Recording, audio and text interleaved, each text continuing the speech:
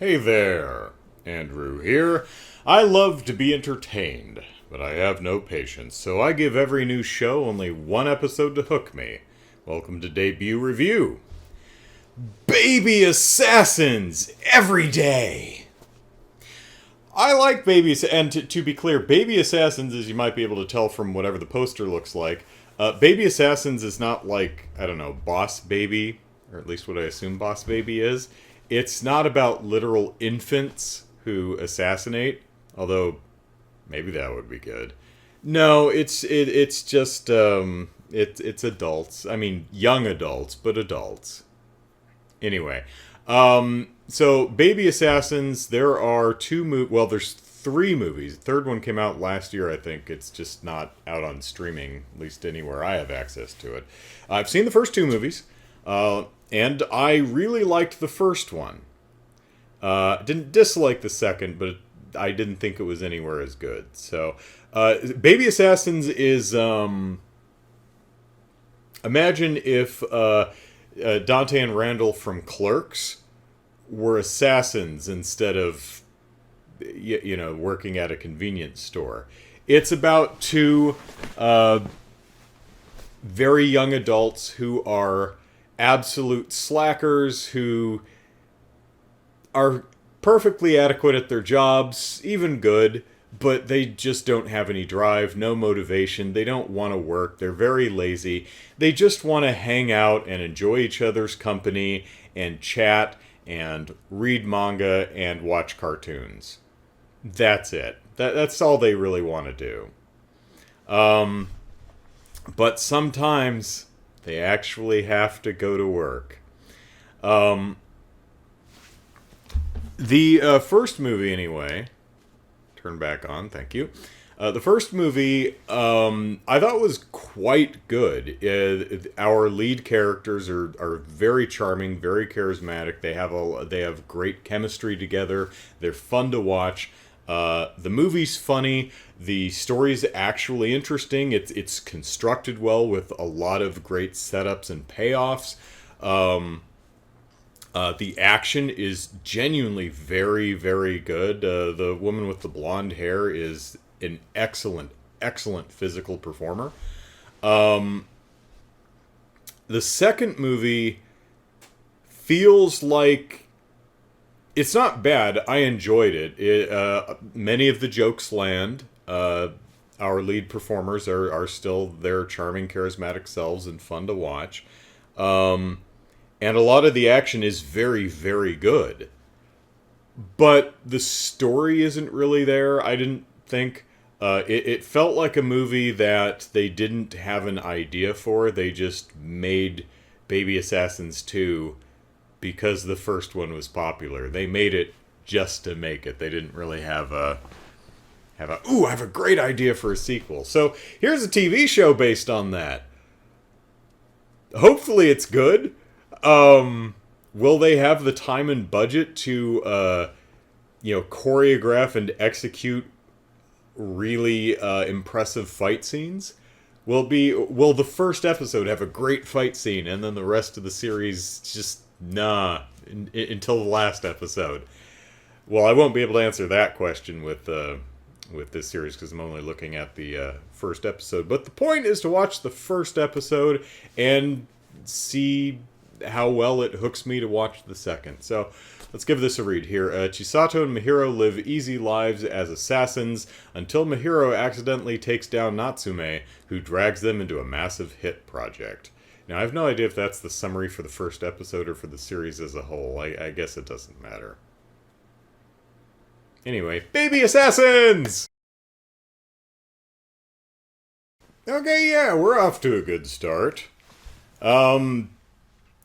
It starts off with a very solid action scene. Our leads are as fun as ever. The show's humor works for me. That, of course, is subjective. Anyone else could just find it cloying and annoying. We've got it looks like this is not going to be terribly episodic. It's going to be a very long movie broken up into, I don't know, 8, 10, 12 episodes, however long it is. It didn't look. And that's fine. Overarching narrative, fine. For some reason, I had it in my mind this was going to be just purely self-contained episodic, but I don't know why I thought that.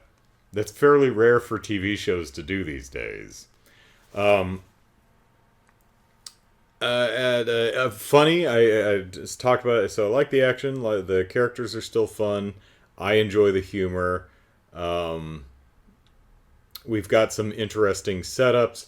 It'll be interesting to see if the solid stunt work that was shown off at the beginning of the show, if they have one of those in each or at least most of the episodes, or that was all they could do for the entire series, and they'll have another big one at the end.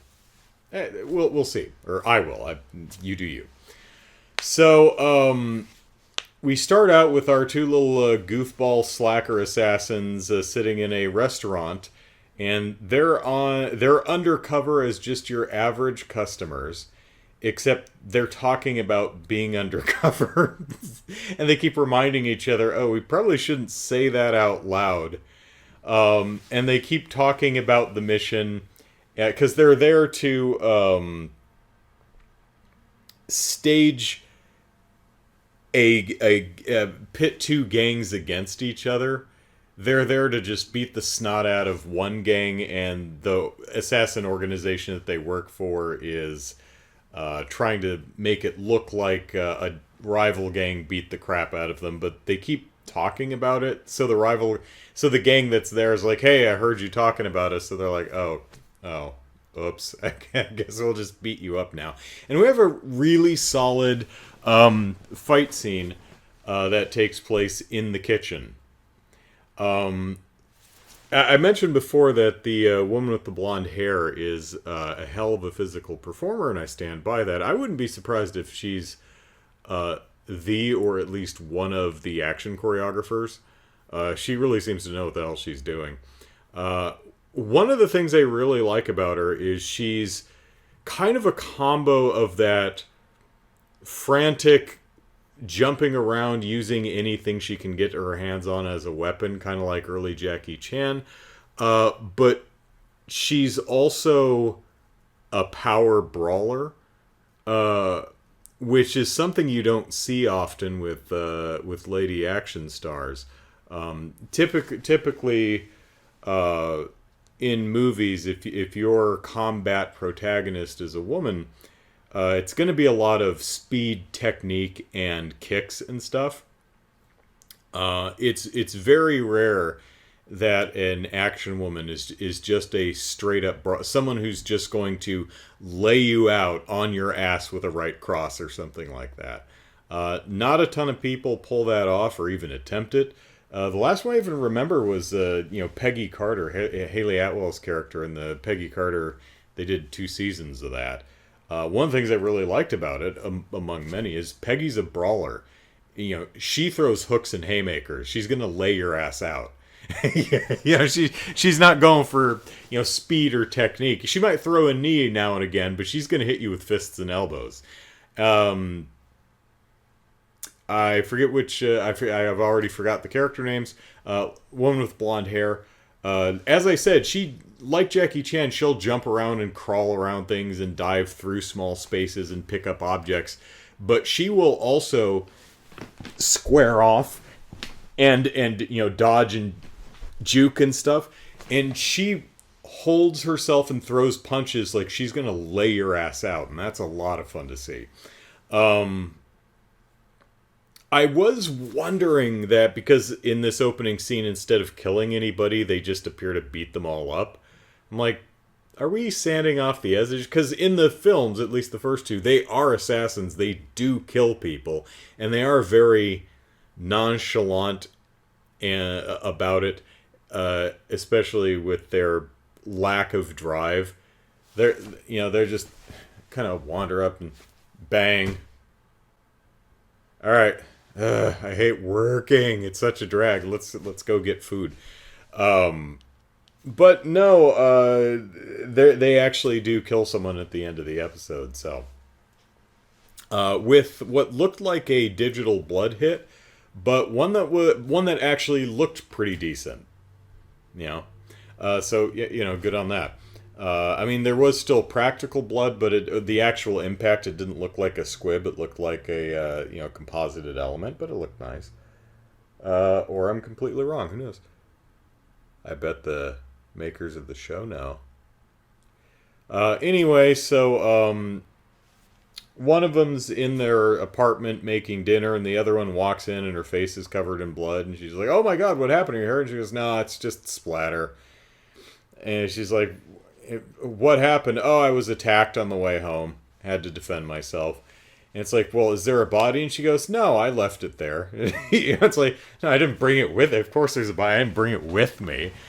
And it's like, "Oh, yeah, I guess we shouldn't leave a body on the street. But we were going to have dinner. Yeah, I guess we should go take care of the body." So they pick up the body who's dead. He's got a gunshot wound in the head. And they drag him to a freezer that's, I guess, set up by the Assassin's Guild, where a place you can dump bodies, and they'll take care of them. And this takes them all night to, drag this guy across town to a freezer. And as they're going home, they learn from their superior that they're being scouted by the guild. And that's, due for a promotion. And like, wait, we're being followed by a guy from the guild who's scouting? So it's like, oh shit, I just killed the guy who was scouting me. But luckily, he's still alive. They go back to the freezer and they open it up, and he's alive even though he got shot in the head, and he says, "I've been trained." Like, that explains anything. That's some of the humor you'll see in this show, which doesn't work for everyone, but I think is very funny. So this guy says, so also the blonde woman who shot him, she kind of fibbed when she said he attacked her. He wasn't. He was just following her. So she's like, "I figured he was dangerous, so I shot him." So he's from the guild, and he's like, "All right, I've been frozen all night, so here's the deal. We'll forget. I'm a little embarrassed that you caught me and got the jump on me, but if you take care of the contract I was doing this morning, because I'm frozen and I can't do it, we'll just pretend this never happened." So, yeah. Because they're annoyed, and they go and they actually shoot and kill someone who's just minding his own business. And there's this thing about, they have this the guild has a team of liquidators, people who kill assassins. And they're kind of subcontracting that work. So it looks like the guy that they killed, with the blood hit that looked alright, seems to be an assassin who did something wrong, but they don't really care. They just pop him. He's like, "Before I die, I just want to see my son. He's got a football game today," or something. And she just shoots him again. They are violent killers, but they're just very lazy. They're slacker assassins, and it works for me. I find it very funny. So they go home and eat food because they've been up all night. Meanwhile, our guy who got shot in the head and frozen, but he's okay, goes back to whoever he works for and reports that the guy is dead. And he's like, "Did I order his head?" I'm like, "Yeah." So it's not clear if the guy leading the organization is as much of a slacker as our heroes, or if he's senile, or if he's being gaslit. But damn, I've got the yawns. Pardon me. We are laying the ground for a potentially interesting story going on. Also, last thing I want to point out is because of the TV show, it's got a intro with a theme song, and it's animated in a bunch of different styles, which is interesting. Like, they held a contest. It's like, "Hey, animate the Baby Assassins TV show intro." And they just had a bunch of submissions, and they liked a lot of them, so they have 12 different styles. It just switches back and forth. It's adorable, and it's upbeat, and it's fun, and I like it. One of the animation styles is even stop motion, so that's very cool. So, Baby Assassins Every Day, I liked it. I think it's off to a good start, and I hope it ends up being a stupendous show. And I'm also looking forward to seeing the third movie whenever that's available on a streaming service that I pay for. So, that's it. I'm done. Bye.